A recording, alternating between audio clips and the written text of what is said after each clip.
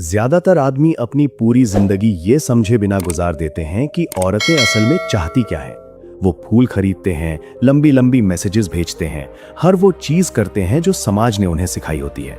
फिर भी एक दिन वो टूटकर सोचते रह जाते हैं, गलती कहाँ हुई। 500 साल पहले एक आदमी था जो सब कुछ खोना के बाद तन्हा बैठा और इंसान की फितरत पर सच लिख गया। उसका नाम था निकोलो मैकियावेली। उसने पावर, रिश्ते और इंसानी सोच को उस नजर से देखा जैसे डॉक्टर शरीर को देखता है। वो ना नफरत सिखाता था, ना मोहब्बत का गीत गाता था। वो सिर्फ पैटर्न्स देख रहा था। और उसका एक सीधा सा पॉइंट था, लोग तुम्हारी बातों पर कम, तुम क्या रिप्रेजेंट करते हो उस पर ज्यादा रिएक्ट करते हैं।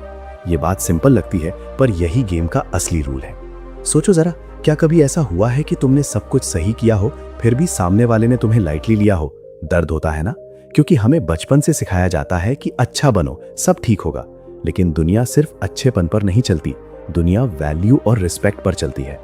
मैकियावेली जिस दौर में जी रहा था, वहां धोखा, राजनीति, फायदा सब खुल के होता था। अगर तुम सीधे और अंधे भरोसे वाले होते तो सिर्फ दिल नहीं, सर भी जा सकता था। इसलिए उसने एक और बात समझी, नाइस होना स्ट्रैटेजी नहीं है अगर वो डर से आ रहा हो। दयालु होना गलत नहीं, पर जब आदमी सिर्फ इसलिए झुकता है क्योंकि उसे डर है कि अगर वो मना करेगा तो उसे छोड़ दिया जाएगा, तब वो अपनी इज्जत खुद कम कर देता है। मैं तुम्हें राहुल की कहानी बताता हूँ। राहुल हर वक्त सबकी मदद करता था।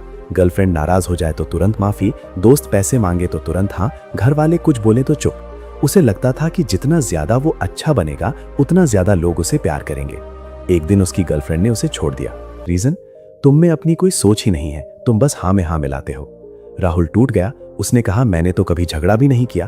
पर प्रॉब्लम झगड़ा ना करना नहीं था, प्रॉब्लम ये थी कि उसने कभी खुद के लिए खड़े होना सीखा ही नहीं। और सच थोड़ा कड़वा होता है भाई, लोग उनकी तरफ खींचते हैं जो अपनी वैल्यू समझते हैं। जब तुम हर बात पर झुक जाते हो, तुम सिग्नल देते हो कि तुम्हें खोने का रिस्क कम है। और इंसान की फितरत है कि जो आसानी से मिल जाए उसकी कदर कम हो जाती है। ये सिर्फ औरतों पर नहीं, सब पर अप्लाई होता है। अगर टीचर हर स्टूडेंट को बिना मेहनत के फुल मार्क्स दे दे तो मार्क्स की वैल्यू गिर जाती है। अगर दुकान वाला हर चीज फ्री दे दे तो लोग उसे सीरियस नहीं लेते। रिश्ते भी इसी रूल पर चलते हैं। इसका मतलब ये नहीं कि सख्त या रूड बन जाओ, मतलब ये है कि स्ट्रांग बनो, फिर काइंड रहो। जब तुम अपनी बाउंड्री क्लियर रखते हो, जब तुम ना बोल सकते हो, तब तुम्हारी हाँ की भी वैल्यू होती है। सोच के देखो, क्या तुम्हारी हाँ की कोई कीमत है या लोग उसे डिफॉल्ट मानकर चल रहे हैं?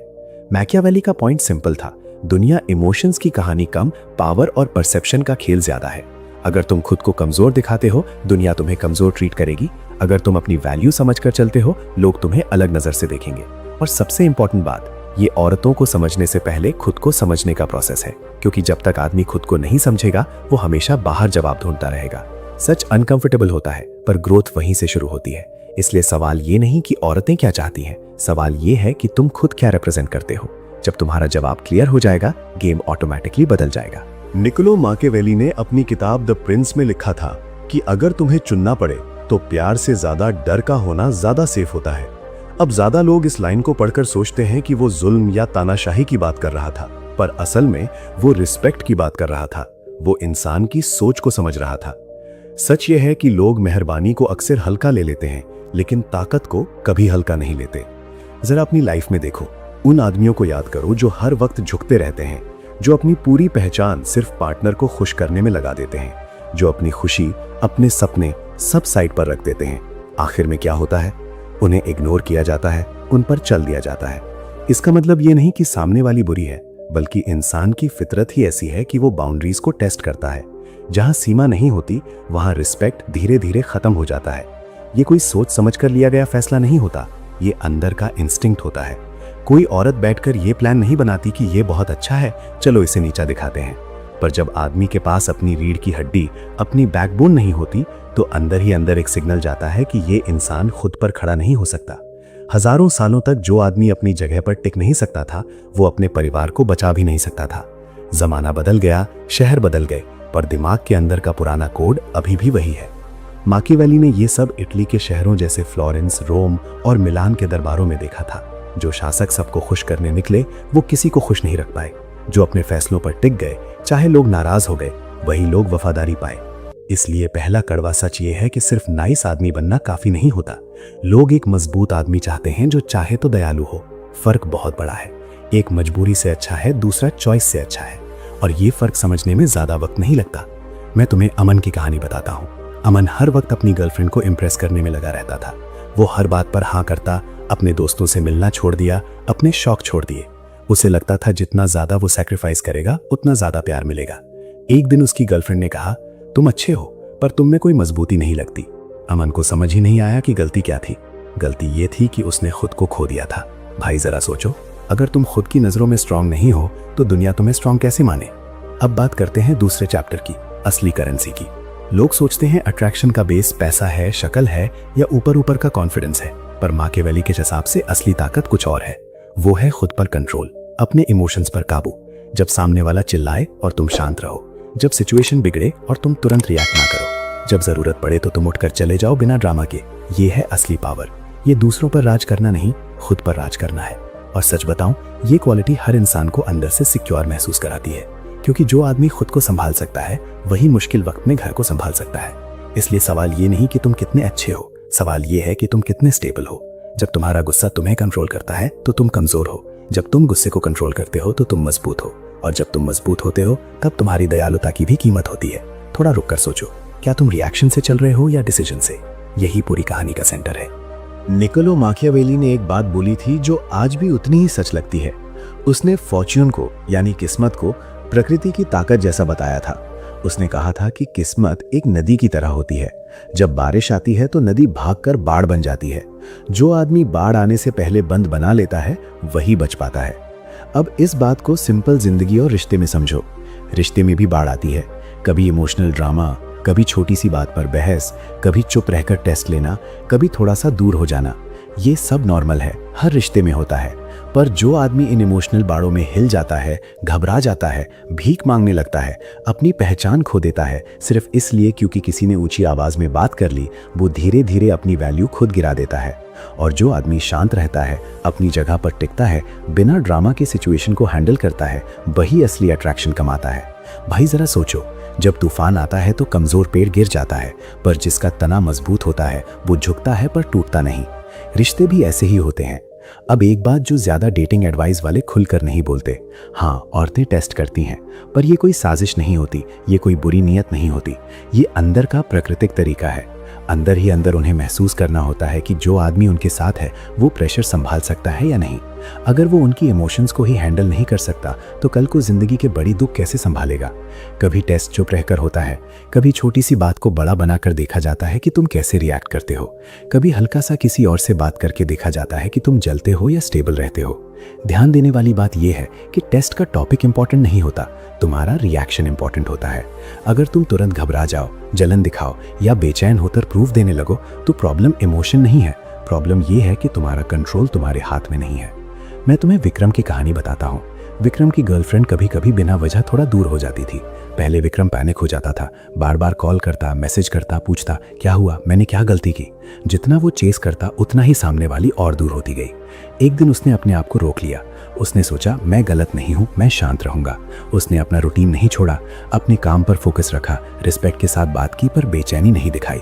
धीरे धीरे रिश्ते का माहौल बदल गया, क्योंकि अब वो रिएक्शन से नहीं डिसीजन से चल रहा था। माकियावेली ने एक और गहरी बात बोली थी कि लोग हाथ से कम आंख से ज्यादा जज करते हैं। मतलब लोग जो देखते हैं उस पर ज्यादा भरोसा करते हैं। अगर तुम बाहर से मजबूत दिखते हो तो दुनिया तुम्हें मजबूत मानती है, चाहे अंदर थोड़ा डर हो। पर ये एक्टिंग नहीं होनी चाहिए, ये ट्रेनिंग होनी चाहिए। रोज थोड़ा थोड़ा अपने इमोशंस पर कंट्रोल सीखना होता है। जब तुम सच में प्रेशर में टूटना बंद कर देते हो तब एक अजीब सी चीज होती है, तुम्हें वैलिडेशन की जरूरत कम पड़ती है। और भाई ये पॉइंट दिल से सुनो, जिस दिन तुम्हें अप्रूवल की भूख कम हो जाती है उस दिन लोग खुद तुम्हें अप्रूवल देने लगते हैं। यही वो उल्टा सच है जो सदियों पहले समझा गया था। जितना तुम पीछा करोगे उतना वो दूर भागेगा, जितना तुम अपनी जगह पर खड़े रहोगे उतना रिस्पेक्ट अपने आप आएगा।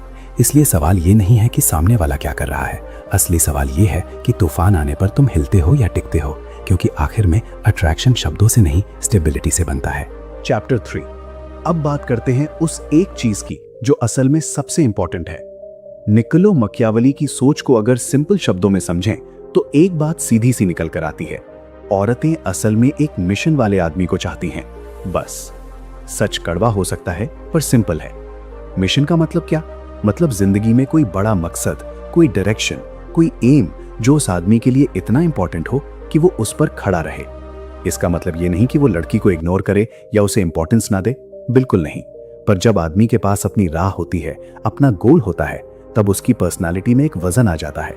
जैसे जमीन पर खड़ा पेड़ जिसका तना मजबूत हो, उसके पास पर्पस होता है, और पर्पस से बड़ा अट्रैक्शन दुनिया में मुश्किल से मिलता है। मकियावली ने अपनी जिंदगी नेताओं को देखने में लगा दी। उसने देखा जो बड़े नेता थे, जो सेना चलाते थे, जो लोगों की वफादारी जीतते थे, उनमें एक चीज कॉमन थी। वो अप्रूवल के पीछे नहीं भागते थे। वो सबको खुश करने में अपनी जिंदगी बर्बाद नहीं करते थे।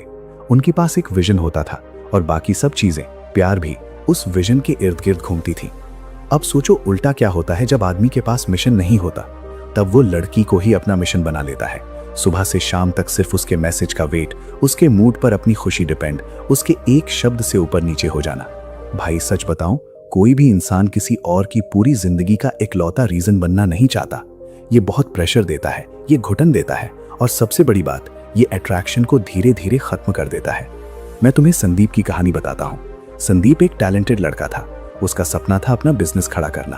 पर जब उसकी लाइफ में एक लड़की आई, उसने धीरे धीरे अपने सपने साइड पर रख दिए। हर डिसीजन उसकी मर्जी से, हर वीकेंड उसके हिसाब से, हर प्लान उसकी खुशी के लिए।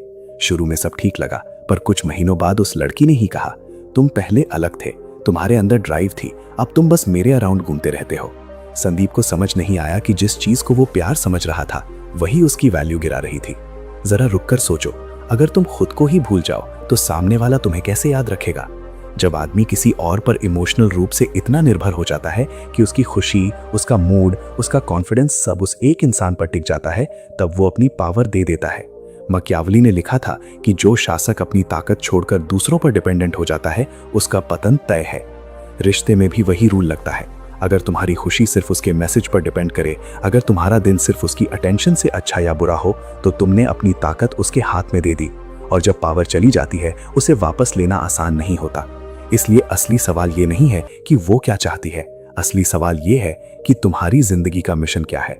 जब तुम्हारे पास अपना रास्ता होता है, तब प्यार उस रास्ते का हिस्सा बनता है, पूरी जिंदगी नहीं। और जब प्यार हिस्सा होता है, तब वो हेल्दी होता है। जब प्यार पूरी जिंदगी बन जाए, तब वो बोझ बन जाता है। इसलिए भाई, पहले अपनी कहानी लिखो, फिर किसी को उस कहानी का हिस्सा बनाओ। क्योंकि जो आदमी खुद कंप्लीट होता है, वही सच में किसी और के साथ मिलकर और मजबूत बनता है।